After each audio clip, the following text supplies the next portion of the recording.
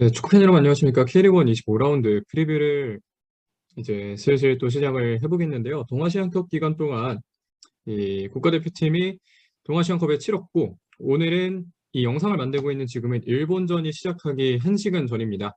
일본전 결과에 따라서 뭐 부상 선수가 있거나 내지는 다른 선수가 업데이트 되면 그것은 이제 유튜브 정보 칸에 또 추가로 적어보도록 하겠고요. 일단은 프리뷰를 시작해 보도록 하겠습니다. 일단 전북현대와 제주유나이티드의 경기 보겠습니다. 전북현대 현재 순위는 2위, 제주유나이티드의 현재 순위는 4위고요. 전북현대 현재 승점은 42점, 제주유나이티드의 현재 승점은 34점입니다. 전주 월드컵 경기장에서 벌어지는 경기이고 승점 차가 8점 정도 나는 현재 상황에서 2022 시즌은 그와는 반대로 제주유나이티드가 2승을 가져갔습니다. 주민규가 3골을 득점했고요. 그러면 관전 포인트도 보도록 하겠습니다. 먼저 전북현대입니다. 전북현대는 지난 맞대결들과는 꽤 다른 분위기에서 경기를 치를 것으로 보입니다. 지난 2패를 거두는 기간 동안에는 전북현대라는 팀이 흔들리는 것도 있었고, 원정에서의 첫 경기 역시 좀 많이 흔들렸고, 홈에서 치렀던 경기에서도 전북현대가 한창 흔들리는 홈에서의 승리가 없었던 시간들이었기 때문에 꽤 분위기가 좋지 않았지만 이번 맞대결에서는 성남전 승리를 가져가면서 어느 정도는 올라왔을 것으로 보이고요. 6월 이후에는 단 한 번의 패배도 없습니다. 이것이 전북현대가 가지고 있는 저력을 보여주는 아주 전형적인 예시라고 할 수 있겠고, 로테이션도 꽤 잘 들어가고 있습니다. 뭐 이용 선수가 우측 풀백에서 나가긴 했지만 단적인 예시로 김문환과 최철순이 있는 자리이기 때문에, 물론 어떤 선수가 B팀에서 뛰고 이런 것에 대해서는 여러 가지 이야기가 나올 수 있지만 로테이션도 꽤 잘 돌아가고 있다는 점을 꼭 말씀을 좀 드려보고 싶고요. 반면에 제주 유나이티드는 역시 지난 맞대결들과는 다른 상황입니다. 상황이 꽤 안 좋은 상황인데, 왼쪽에 정우재와 정훈, 왼쪽 스토퍼 정훈, 왼쪽 윙백 정우재, 이 두 선수가 부상으로 경기를 뛰지 못하면서 왼쪽에 뭐 이지솔 내지는 뭐 김봉수, 그리고 윙백에는 뭐 조성준 이렇게 해봤지만 굉장히 경기력이 많이 올라오지 않았다라는 말씀을 좀 드리고 싶고, 그렇기 때문에 동아시안컵 휴식기 2주간이 꽤 좋았을 수도 있습니다. 이 선수들이 부상에 복귀하면 또 제주 유나이티드가 본인들의 경기력을 보여줄 수 있는 시간대가 다가오는 거기 때문에, 이런 점에서는 또 제주 유나이티드에게 기대를 하지 않을 수는 없는 그런 상황이라고 할 수 있겠고요. 그렇게 해서 예상 라인을 보면 송범근 키퍼, 백포에는 김진수, 홍정호, 박진섭, 김문환, 중원에는 유재문, 백승호, 김진규, 윙어에는 바로우와 송민규, 톱에는 구스타보입니다. 뭐 아무래도 국가대표에 차출되다가 나온 김진수와 백승호, 송범근의 경우에는, 특히 송범근은 A매치 데뷔전을 치렀고 백소는 뭐 우측 풀백도 보고 하면서 여러 가지 사건들이 있었지만 그래도 어느 정도는 잘 치러내고 있는 상황이었고요. 제주 유나이티드의 경우에는 뭐 김동준 키퍼, 백스리에는 정훈, 김호규, 김봉수, 윙백에는 정호재와 안현범, 중원에는 이창민과 최영준, 공격 라인에는 제르소, 주민규 링입니다. 이것은 이제 어떻게 보면 제주에게는 희망적인 라인업이죠. 정훈과 정우재가 복귀를 하면서 왼쪽 빌드업을 이끌어주고, 그런 공격 라인을 앞세워서 제르소가 또 중앙으로 파고 들어가면서 왼발로 마무리를 하는 그런 공격 패턴이 또 하나의 제주 유나이티드가 가질 수 있는 패턴이기 때문에, 이런 여러 가지 공격력을 잘 살리면서 가고 싶을 제주 유나이티드라고 할 수 있겠고요. 그런 상황에서 양 팀의 키플레이어를 보면 구스타버, 주민규입니다. 구스타버의 경우에는 비교적 제주 유나이티드의 센터백들이 높이가 낮기 때문에 구스타버 선수의 공중볼 광합 능력이 이런 데에서 다 잘 드러나지 않을까라는 생각이 좀 들고, 반면에 제주 유나이티드의 경우에는 주민규 선수를 뽑아봤는데요. 최근에 경기력이 좀 저하되어 있는 상황에서 주민규 선수가 득점을 만들어내야 팀이 또 살아날 수 있다는 점이 꽤 중요한 체크 포인트라고도 얘기를 할 수 있겠습니다. 자, 그러면 또 이제 제주 유나이티드와 전북현대 경기, 전북현대와 제주 유나이티드의 경기 프리뷰는 이 정도까지 해보도록 하겠고요. 다음 경기는 울산현대와 강원FC의 경기입니다. 울산현대 현재 순위는 1위, 강원FC의 현재 순위는 7위고요. 양 팀의 승점차는 20점입니다. 그걸 보여주듯이 2022 시즌 전적도 울산현대가 2승을 가져갔는데요. 두 경기는 모두 3대1과 2대1이었습니다. 최다 득점차는 레오나르도의 3골이었고요. 관전 포인트 보겠습니다. 먼저 울산입니다. 울산은 안 좋은 수원을 잡고 분위기를 어느 정도는 올렸습니다. 안병준 선수에게 실점한 건 세트피스 상황에서 물론 여러 가지 조금 더 붙었다면 좋은 상황이 있었을 수 있지만, 그렇지 않았다고 하더라도 뭐 어쩔 수 없는 실점이었다라고도 생각을 할 수 있겠고요. 이 경기부터 마틴 아담을 뛸 수 있을 것으로 보입니다. 몸을 꽤 잘 만들어왔고 그것에 대해서 이전 용병이었던 코스타에 비해서는 상당히 만족감을 느끼고 있는 코칭 스태프라는 이야기를 좀 많이 들었고요. 이제는 교체 카드 5장이 점차 필요해지는 시기인데 과연 홍명보 감독이 21세 이하 자원들을 중앙과 우측, 뭐 내지는 좌측까지 기용을 하면서 교체 카드 5장을 또 사용을 할지, 아니면 사실 아니면이라고 하기도 뭐한 게 지금부터 계속해서 경기가 있기 때문에 울산현대는 무조건 교체 카드 5장을 써야 한다라고 생각을 할 수 있겠고요. 반면에 강원은 삼각편대가 상당히 좋습니다. 김대원, 이정협, 양현준, 아니면 김대원, 발시아, 양현준. 김대원과 양현준을 고정으로 해서 가운데에서 이정협이냐 발시아냐. 발시아의 경우에는 연계도 좋지만 뭐 떨궈주는 것도 좋지만 득점력이 조금 더 좋은 선수라고 할 수 있겠고, 단적으로 이정협 선수는 득점력도 득점력이지만 연계적인 측면에서 그리고 포스트 플레이나 이런 것도 꽤 잘해주는 선수이기 때문에 각각의 공격수를 사용함으로써 이 두 선수가 제공할 수 있는 장점이 다르기 때문에 이런 점은 강원이 수비는 아쉽지만 공격이 굉장히 미친 상황이다라고 얘기를 할 수 있을 정도로 좋은 상황임을 또 증명하는 하나의 예시라고 할 수 있겠고요. 이렇게 라운드 사이에 경기가 붙어있는 게 많이 없습니다. 그런데 오랜만에 또 20 며칠 만에 경기를 하는데요. 25일 정도로 알고 있는데 뭐 정확한 수치는 꼬물기를 찾아보면 있겠죠. 굉장히 이른 상황에서 경기를 하는데 또 이번 경기는 어떤 경기 상황이 펼쳐질지 역시도 관전 포인트라고 할 수 있겠습니다. 예상나이로 보면 뭐 울산은 비슷합니다. 조현우 키퍼의 백포에 이명재, 김영권, 김기희, 서령우, 중원에는 원두재, 이규성, 아마누, 윙에는 박과, 엄은상, 투베는 레오나르도 선수가 설 것으로 보입니다. 반면에 강원의 경우에는 키퍼는 유상훈, 백스리에는 윤석영, 김영민, 임창우, 윙백에는 정승용과 김진호, 중원에는 김동현과 서민우, 뭐 전방 3톱 김대원, 이정협, 양현준입니다. 아무래도 울산의 수비진이 물론 이 상성을 생각해서라면 발시아를 전반에 투입을 할 수도 있을 것 같기는 합니다만 이정협 선수가 양쪽 윙어들을 잘 살린다는 점에서는 김태환이 부상을 당한 현재 울산현대에서는 그것이 오히려 더 약점이 될 수도 있을 거라는 생각이 들고요. 서민우 선수의 경우에는 한국영 선수가 매치핏이 많이 올라온 상황이라면 백스리의 가운데에서 또 제 역할을 해줄 수 있을 것으로 보이고, 그렇게 되면 김영민이 오른쪽 스토퍼, 오른쪽 윙백에 임창우, 김진호 선수가 한 칸 내려오는 뭐 예를 들면 서브 자원으로 내려오는 그런 상황은 좀 어느 정도 발생할 수도 있을 걸로 보입니다. 그렇게 해서 이제 또 키플레이어를 보면 울산은 이규성입니다. 시즌 초반에 폼으로 올라오고 있는 이규성 선수인데 감자 vs 감자의 결과는 또 어떻게 이뤄질지 또 궁금해지는 측면이 있고요. 반면에 강원의 경우에는 양현준 선수입니다. 이제는 공격 포인트 생산 능력까지 갖춘 양현준이기 때문에 흠잡을 곳이 없는 유망주라는 점에서 또 양현준 선수를 기대하지 않을 수 없는 상황을 양현준 선수 본인이 또 만들어가고 있다는 게 굉장히 또 강원의 입장에서 내지는 또 한국 축구의 입장에서는 굉장히 중요한 일이 아닐까라는 생각을 하고, 이용표 대표이사가 또 인터뷰를 하더라고요. 양현준 선수의 경우에는 국내 타팀으로 이적은 안 되지만 해외 리그로 이적이라면 또 담금질이 어느 정도 된 상황이라면 보내주겠다라는 입장이었는데 개인적으로는 그 의견에 상당히 동의를 하는 부분이 있습니다. 자, 그러면 울산현대와 강원FC의 경기 프리뷰 이 정도까지 해보도록 하겠습니다.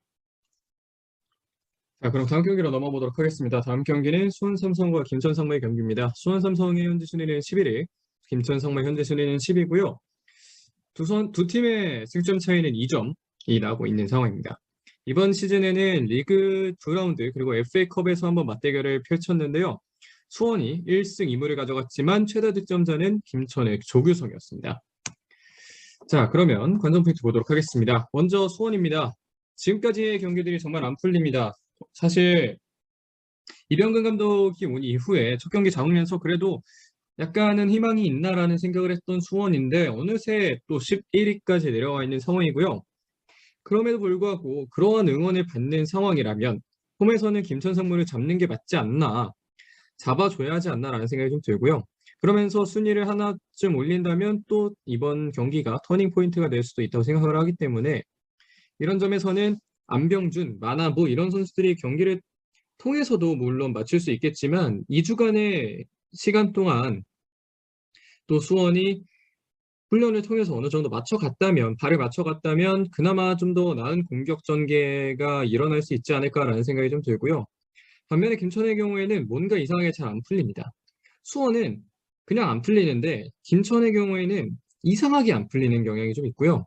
그렇기 때문에 이런 상황에서는 스트라이커가 마무리를 지어주는 게 상당히 중요한데 그런 점을 김지현이 잘 하지는 못하고 있다라는 게 좀 아쉬운 점이라고 할 수 있겠고, 반면에 그렇다면 이준석 선수를 이번에 새롭게 또 데려오게 됐는데 그런 상황에서 이준석을 이용한 투톱을 한번 써보는 것도 나쁘지 않겠다라는 좀 생각을 하고 있습니다. 그렇게 해서 이제 라인업을 보면 수원의 경우에는 역시 양현모 키퍼, 백포에는 이기재, 불트위스, 민상기, 장호익, 중원에는 이종성, 사리치, 강현묵, 그리고 이선에는 마나부와 정승원, 톱에는 안병준입니다. 이 라인업이 나올까라는 생각은 좀 모르겠는데 개인적으로는 그나마 이 라인업이 좀 괜찮지 않나라는 생각이 좀 들고, 가장 이상적이려면 뭐 정승원 선수는 굉장히 하드워커기 때문에 뭐 오른쪽 윙에 있어도 중원 숫자 싸움에도 어느 정도 가담을 해줄 수 있고 본인의 원 포지션으로 들어가서 오른쪽 윙어에서도 제 역할을 해줄 수 있기 때문에 이종성이 볼란치 자리를 맡으면서 원볼란티로서 하고 사리치가 어느 정도도 띄워주면서 플레이메이킹도 해주고 강현묵이 보다 윗선에서 마무리를 해주는 그런 그림이 나온다면, 다만 그런 그림이 나오려면 이제 뭐 세부 전술들이 있어야겠지만 그런 그림이 만약에 나오게 된다면, 그렇다면 수원 삼성의 공격 라인도 절대 나쁜 건 아닌데, 그리고 센터백들이 어느 정도 실력이 있는 선수들이기 때문에 불트이스나 민상기나 이 선수들 모두 좋은 센터백이기 때문에 이 선수들이 있는 가운데에서 이종성이 라블 피아나로서의 역할만 제대로 해준다면 수원의 공격진은 잘 해결이 될 수도 있을 거라고 생각을 하고, 빌드업적인 측면에서도 이 선수들이 뭐 그냥 선수들이 아니잖아요. 뭐 이기재는 국가대표에도 이름을 올렸을 정도의 선수고 나머지 선수들도 다 굉장히 좋은 실력 가지고 있기 때문에 수원 삼성은 여러 가지 세부적인, 뭐 여러 가지도 아니죠, 단순하게 세부적인 몇 가지만 잡아준다면 충분히 올라올 수 있는 저력이 있는 팀인데 그런 것들이 안 된다는 게 조금은 아쉬운 상황인 것 같습니다. 반면에 김천의 경우에는 최근엔 또 4-3-3을 사용을 하고 있죠. 구성인 키퍼, 백포에는 김한길, 연재훈, 정승현, 강윤성, 중원에는 권혁규, 한찬희, 이영재, 스리톱에는 김지현, 조규성, 권창훈 선수가 뛰겠습니다. 아무래도 뭐 연재훈, 정승현 이 선수들이 올해 전역이기 때문에, 특히 뭐 정승현이나 뭐 이런 선수들이 다 9월 전역이기 때문에 이 선수들이 등장을 할지는 모르겠습니다. 다만 2주의 기간 동안 선수들이 또 훈련소에서 갔다 와서 팀에 합류를 하고 이런 상황이라면 또 뭐 여러 가지 측면에서 선수들의 폼을 올려줘야 되는 상황이 필요하기 때문에 바로 뛰지는 좀 않을 것 같고, 그렇기 때문에 아무래도 뭐 중원에서는 원래 있었던 선수들, 뭐 기존에 3월에서부터 뛰던 선수들이나 이런 선수들이 경기를 소화를 하지 않을까 싶고, 물론 조규성은 경기를 뭐 수요일 저녁에 뛰지만 뭐 토요일에 열리는 경기는 조규성 선수가 뛸 수도 있지 않을까. 조규성 뭐 피지컬이 워낙 선수이기 때문에 뛸 수 있지 않을까라는 생각이 좀 들고요. 그렇게 해서 키플레이어를 보면 수원은 안병준, 그리고 김천은 김지현입니다. 안병준 선수는 수원의 공격을 이끌어야 되는 선수임에 분명합니다. 이한도를 보냈고, 물론 김상준 딜은 다른 딜이라고 하지만 어쨌든 이한도라는 선수를 보냈기 때문에 수원의 공격을 이끌어야 한다는 어떤 책무를 가지고 있고, 김천을 상대로 해서 지난 울산전에 이어서 연속 경기 득점이 가능할지 이 여부도 한 번쯤 지켜볼 만한 여지가 충분할 것으로 보이고요. 반면에 김지현의 경우에는 김천의 미래가 김지현에 달려있다는 걸 잘 알아야 된다는 생각이 좀 듭니다. 다시금 또 폼을 올려줘야 되고 영플레이어로서의 역할, 그리고 만약에 이준석이라는 공격수가 보다 더 올라와서 투톱을 사용했을 때 김지현이 섀도우 스트라이크로 들어간다면 그때 해줄 수 있는 펄스나인으로서의 역할, 이런 점들이 또 김지현 선수에게 기대가 되는 점인데 이런 점들을 얼마나 또 잘 올려줄 수 있을지, 이런 점들을 계속해서 또 연구를 해봐야 되는 관물대올라 김태형 감독이 되겠습니다. 자, 그러면 수원 삼성과 김천 상무의 경기 프리뷰 이 정도까지 하도록 하겠고요. 다음 경기로 넘어가 보도록 하겠습니다. 다음 경기는 포항 스틸러스와 앱서울의 경기입니다. 포항 스틸러스의 현재 순위는 3위, 앱서울의 현재 순위는 9위고요. 포항의 승점은 37점, 앱서울의 승점은 26점입니다. 이번 시즌 최대 득점자는 나상호, 서울이 1승 1무를 기록을 했습니다. 관전 포인트를 보면요. 포항 슬러스는 지속적으로 포항이 강팀이 맞다는 걸 보여주는 경기를 많이 하고 있습니다.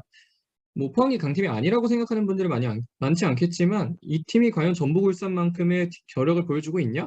라는 질문을 한다면 글쎄라고 생각하는 분들이 꽤 계실 텐데 사실 포항이라는 팀은 물론 전력상으로 따지면 전북과 울산이라는 400억, 300억을 쓰는 팀들과는 어느 정도 다른 스쿼드를 구성하는 게 당연하지만 포철구라는 좋은 학교가 있고 그런 뉴스를 통해서 여러 선수들을 데리고 오고 있고 박승욱과 같이 K3, K4에서 뛰는 선수들도 잘 데려오는 구단이기 때문에 굉장히 좋은 뎁스를 갖고 있는 팀이라는 걸 보여줬던 이번 시즌이 아닌가라는 생각이 좀 들고요.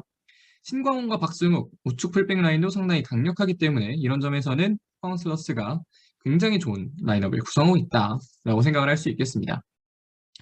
앞에서도 말씀드렸다시피 안정감 있는 스쿼드 역시 김기동 감독의 어떤 능력을 보여준다고 할 수 있겠는데 김승대나 뭐 이런 선수들이 타 팀에서는 그렇게 아주 위협적인 옵션으로 활용되지 않았다가 포항에서 오자마자 이렇게 잘한다는 건 그만큼 김기동 감독의 능력이 잘 발휘가 되고 있는 경기를 하고 있기 때문에라고도 예상을 할 수 있겠고요. 반면 서울의 경우에는 일류첸코, 팔로세비치 조합이 다시금 만들어졌습니다. 그리고 그 두 번째 경기, 바로 포항 슬러스와의 경기가 되는 굉장히 오묘한 경기가 되겠는데요. 그렇기 때문에 앱서울은 이 조합이 포항 슬러스를 잘 알고 있기 때문에 포항 슬러스도 이 조합을 잘 알고 있겠지만 이 조합 역시 포항 슬러스를 잘 알고 있기 때문에 가질 수 있는 어떤 공격적인 측면에서의 효과 이런 점들을 좀 생각을 해볼 수 있을 것 같습니다. 다만 황인범을 데리고 있었는데 올림피아코스로 가버렸죠. 그러면서 가버렸다고 하긴 좀 뭐한 게 앱솔도 그렇고 황인범도 그렇고 그들이 할 수 있는 최고의 선택을 한 거니까 딱히 할 말은 없지만 굉장히 또 좋은 능력을 보여줬다라고 생각을 할 수 있겠고요. 다만 포항의 카운터택을 막기에는 정말 어려운 측면이 있다는 점에서 이런 점들을 잘 또 생각을 해줘야 될 것 같습니다. 그렇게 해서 이제 또 예상 라인업을 보면 포항 슬러스의 경우에는 윤평국 키퍼, 백포에는 심상민, 그랜트, 박찬용, 박승욱, 중원에는 신진호, 이승모, 고영준, 윙에는 임상엽, 정재희, 톱에는 허영주입니다.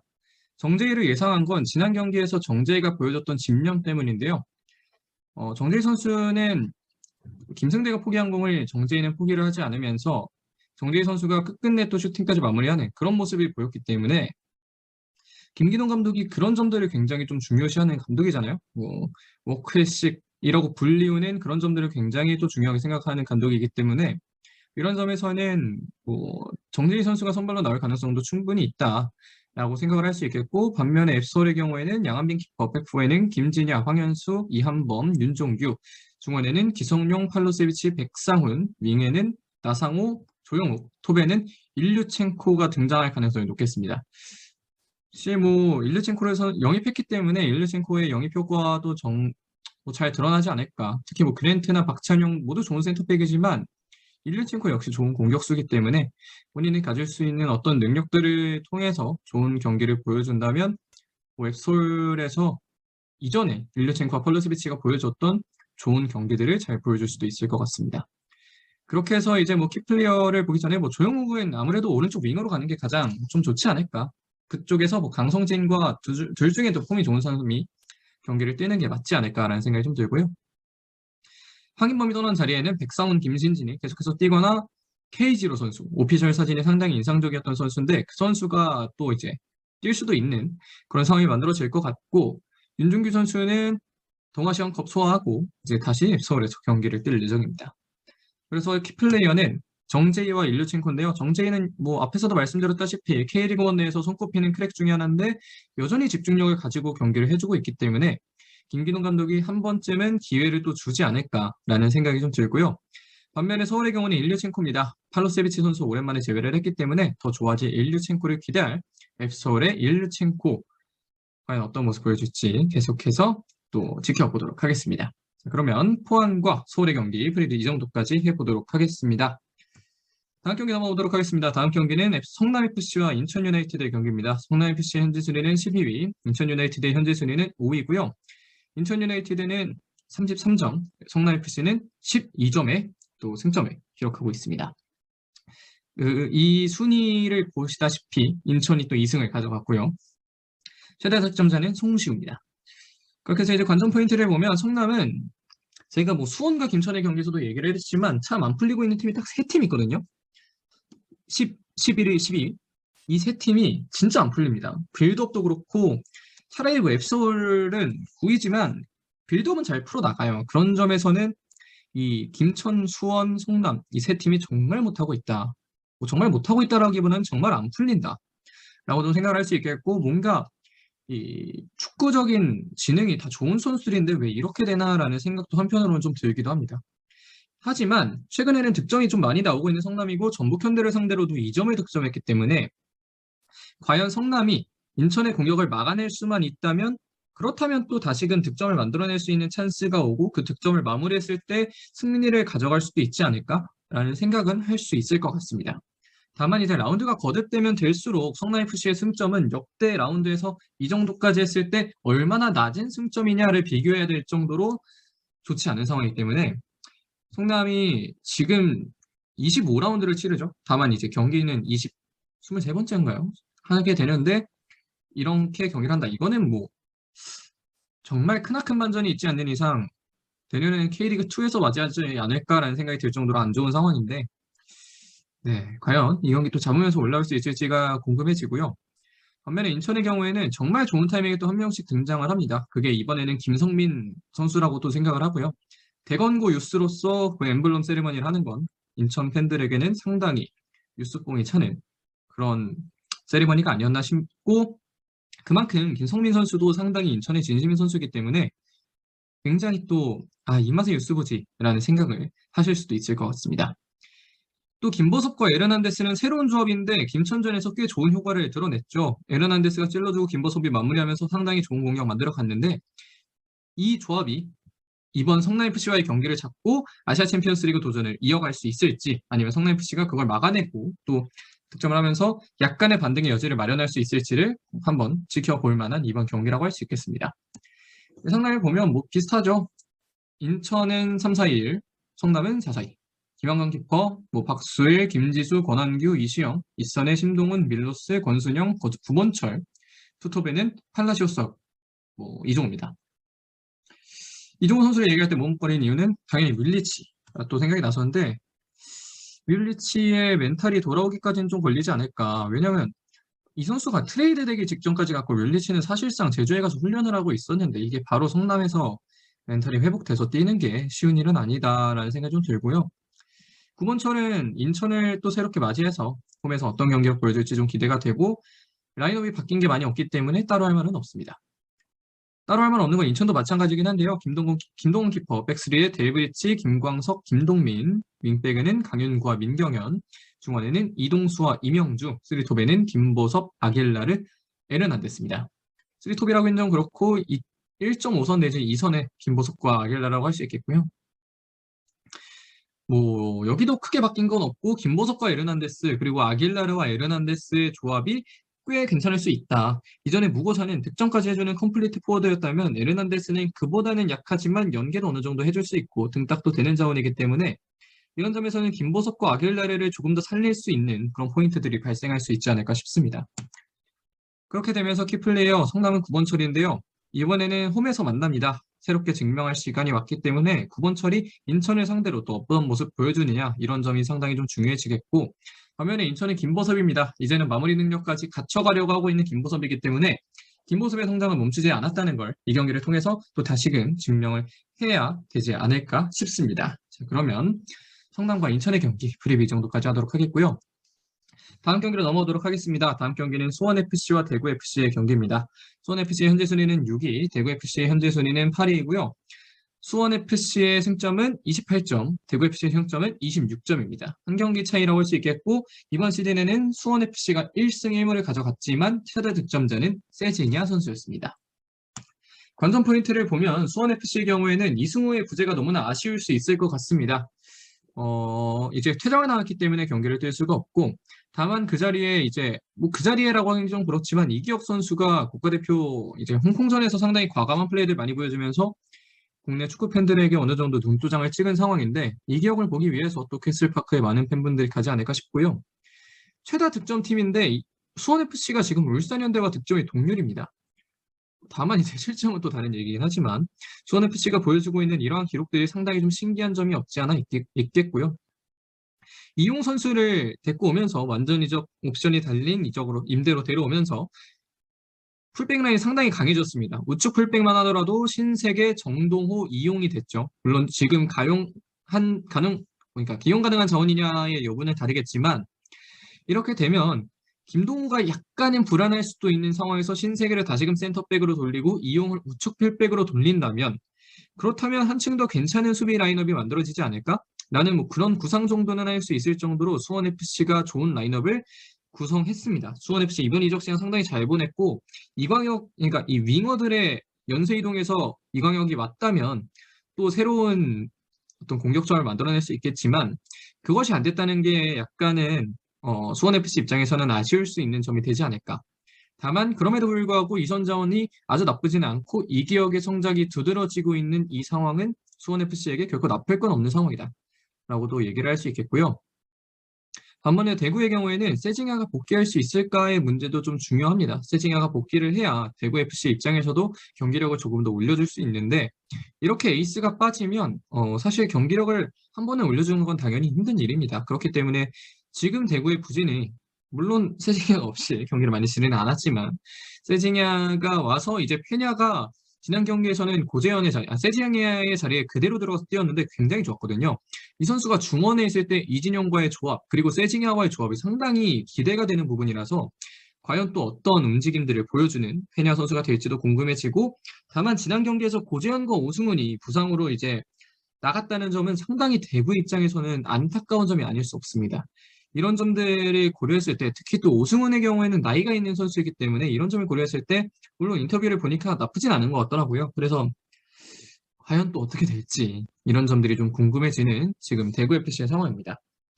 이제 예상 라인업을 보면 최근에 수원FC는 또 4-4-2를 들고 있습니다. 이승우가 없는 상황에서는 더더욱 4-4-2를 사용할 것 같고요. 박배종 키퍼 백포에는 박민규, 김건웅, 신세계, 이용, 윗선에는 무릴로, 박주호, 정재용, 이기혁, 투톱에는 라스와 김현입니다. 이기혁의 경우에는 지난 홍콩전에서 상당히 과감한 움직임 그리고 역발을 만약에 수원FC가 계속해서 역발을 사용하고 싶어 한다면 윙어 자리에 무릴로는 왼쪽에서 안쪽으로 접어들어오고 이기혁은 오른쪽에서 가운데로 접어들어오는 그런 패스를 해낼 수 있지 않을까 싶고 무릴로의 패싱 능력만큼이나 이기혁의 패싱 능력 자체도 나쁘지 않다는 걸 증명했던 지난 경기이기 때문에 이기혁이 잘 올려주기만 한다면 라스나 김현 모두 신장이 있고 이 트윈타워이기 때문에 공격하는 과정에서 상당히 수원FC가 수월하게 경기를 풀어나갈 수도 있는 상황이 발생할 수 있지 않을까 싶습니다. 반면에 대구의 경우에는 오승훈 키퍼, 백스리에는 김진혁, 홍정훈, 정태우, 윙백에는 홍철과 황재원, 중원에는 페냐와 이진용, 스리톱에는 세징야, 제카, 고재현인데요. 오승훈은 인터뷰를 보니까 뛸 것 같고 다만 고재현의 상황이 좀 의심이 되는데 고재현 선수가 안 좋다면 그 자리에 뭐 이근호, 뭐 정치인, 안용 이런 선수들이 들어갈 수도 있는 그런 상황이 발생하지 않을까 싶습니다. 뭐 그렇게 해서 이제 키플레이어를 보면 역시 수원FC는 라스죠. 라스가 살아나야 수원FC도 살아날 수 있고 이승우가 없는 이 경기에서는 더더욱 라스가 살아나야 한다라는 얘기를 좀 하고 싶고요. 반면에 대구FC의 경우는 세징야의 복귀는 새로운 영입과도 같다. 여름 이적 시장의 가장 큰 수익은 세징야의 복귀라고 해도 될 정도로 세징야는 상당히 중요한 존재인데 과연 페냐와 어떤 조합을 보여줄지 상당히 기대가 되고 또 상당히 이 경기를 보고 싶어지게 하는 포인트 중에 하나가 될 수도 있지 않을까 싶습니다. 자, 그렇게 해서 이제 수원FC와 대구FC의 경기 프리뷰는 이 정도까지 하겠고요. 승부 예측을 보겠습니다. 먼저 전북현대와 제주유나이티드의 경기는 전북의 최근 흐름이 좋고 제주유나이티드는 별로라는 점에서 전북현대 승리 예상해 보도록 하겠고요. 다음으로 수원삼성과 김천상무의 경기에는 둘 다 너무 별로라 할 말이 없는 현 상황에서 아마도 비기는 경기가 나오지 않을까라는 생각이 들고요. 아마 뭐 최근 폼으로 따지면 김천이 이길 수도 있지 않을까 싶긴 한데 아마 비기지 않을까. 둘 다 정말 안 풀리거든요.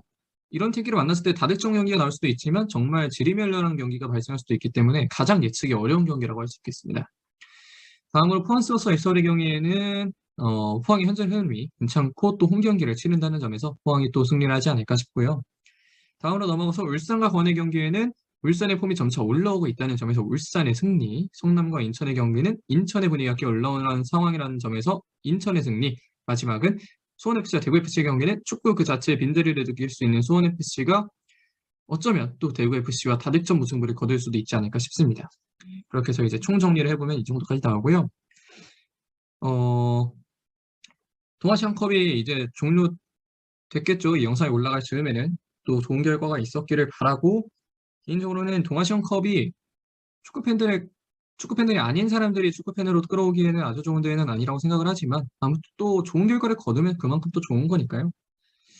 아무래도 뭐 아쉽긴 하지만 여러 가지 행정들을 이렇게 잘 해나가지 못하고 있는 상황에서 조금이나마 반면교사가 되고 있는 이번 시즌이 되지 않나 싶습니다. 그러면 뭐 이 정도까지 하고 끝내면 될 것 같습니다. 고맙습니다.